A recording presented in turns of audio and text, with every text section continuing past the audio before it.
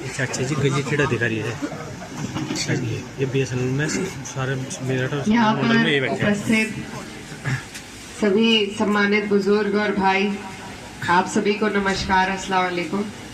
हमारे बीच में मौजूद प्रोफेसर सुधीर पवार साहब, पूर्व ब्लॉक प्रमुख शेर सिंह राणा जी और वर्तमान जिला पंचायत सदस्य टीनू बाबरी अंकल जी, और मेरे साथ में चल रहे, कई दिन से मेहनत कर रहे मेरे चाचा असलम प्रमुख साहब और सभी मुस्तकीम चाचा जी और सभी सम्मानित लोग जो यहाँ पर मौजूद हैं।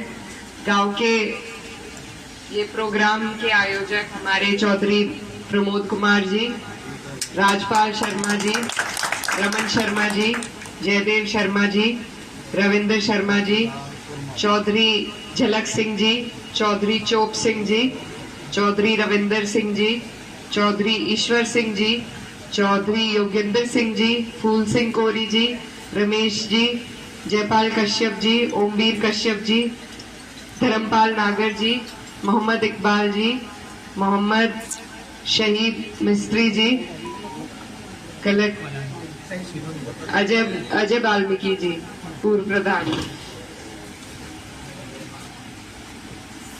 सबसे पहले तो मैं आप सभी का धन्यवाद देना चाहती हूँ कि आप यहाँ पर इकट्ठा हुए हमारी बात सुनने के लिए।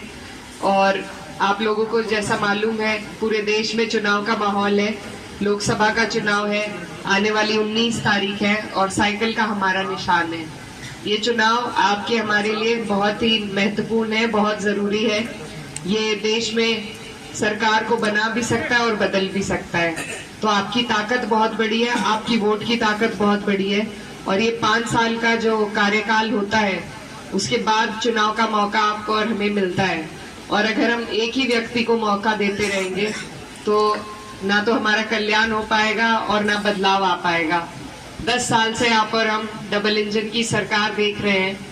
क्या इस सरकार ने आपके हमारे लिए किया, ये आप बेहतर जानते हैं। किसानों की जो दुर्दशा है और जिस तरीके से कोई सुनवाई किसानों की नहीं हो रही, चाहे आप धरना दे ले या आप मीलों पर बैठ जाए, आपको बेरहमी से कुचला जा रहा है, आपके रास्ते रोके जा रहे हैं, आपका पेमेंट रोका जा रहा है, आपसे झूठे वादे किए जा रहे हैं जो MSP के आज तक भी पूरे नहीं हुए। आप अगर एक किसान अपने बच्चों का पालन पोषण कर सकता है तो वो अपने 2 हफ्ते की जो उसकी पेमेंट होती है उसी के बल पे कर सकता है। ना तो पेमेंट टाइम पे हो रही है और ना MSP दी जा रही है।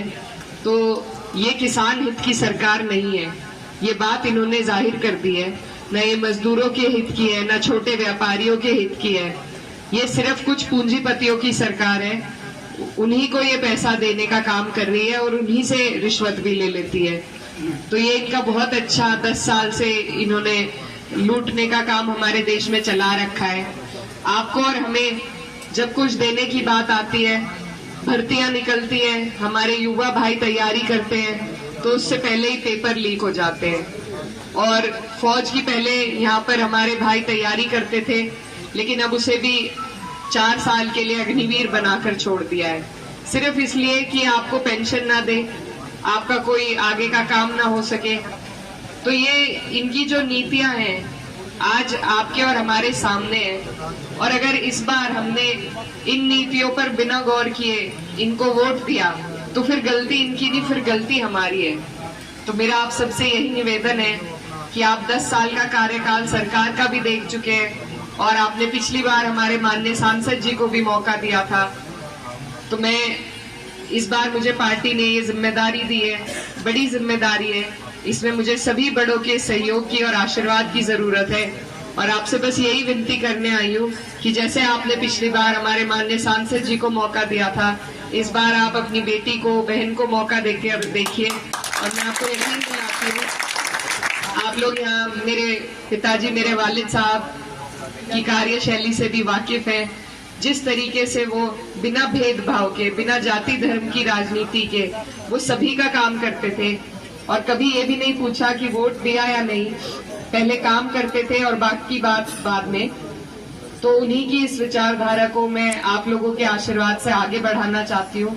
तो आप सबसे मेरी यही विनती है कि आने वाली 19 तारीख है, अपना आशीर्वाद वोट के रूप में साइकिल का बटन दबाकर इंडिया गठबंधन को मजबूती देने का काम करें।